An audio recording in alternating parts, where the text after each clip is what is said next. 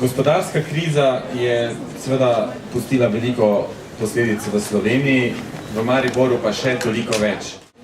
Morda je en od razlogov prav ta, da je struktura gospodarstva v Mariboru še bolj neugodna kot v povprečju Slovenije.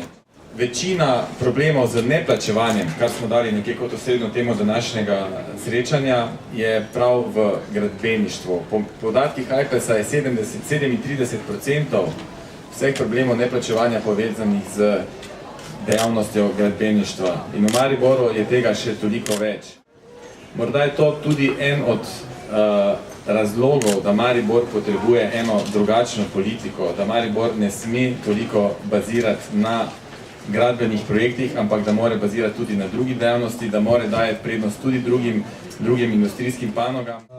Če se omejim na točko, ki je bila danes povezana, pa točka, ki je danes dnevni red, bi lahko rekli, krizno področje povečuje seveda tudi finančno nedisciplino in to se nam danes dogaja, vendar, kot smo že danes na okrogli mizi ugotovili, finančna nedisciplina je vedno bila prisotna v gospodarstvu, to je del podjetniškega tveganja in tudi vedno bo.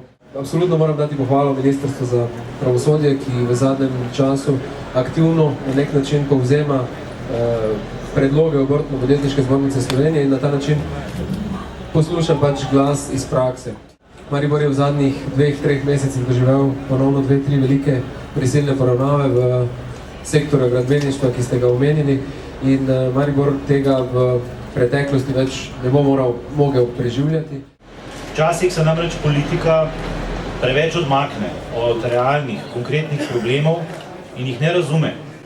In potem tudi ne zna sprejeti pravih rešitev. Politika mora med ljudi. V zadnjem letu dni nam je na površje priplavalo vrsto problemov, za katere bodisi prej sploh nismo vedeli, ali pa nismo bili dovolj pozorni na nje, ker smo menili, da nimajo take teže. Slabega plačevanja delavcev s strani delodajalcev, neobračunavanja prispevkov, pokojninskih, zdravstvenih. Poglejte, do kakšne globine problema smo pravzaprav prišli. In prepričan sem, da se je to zgodilo tudi ali pa predvsem zaradi krize. In zdaj se vprašajmo, a se je država ustrezno odzvala na te probleme? In odgovor spet ni enoznačen. Jaz bi rekel da in ne. Skratka, hočem poudariti tole, da če politika in stroka, gospodarstvo, politika, nasploh, vsak posameznik tu pri reševanju problemov ne bodo šli z roko v roki, če ne bodo najprej poslušali drug drugega, da bodo razumeli, kakšne so vse dimenzije problema, potem tudi ne bodo prišli do pravih rešitev.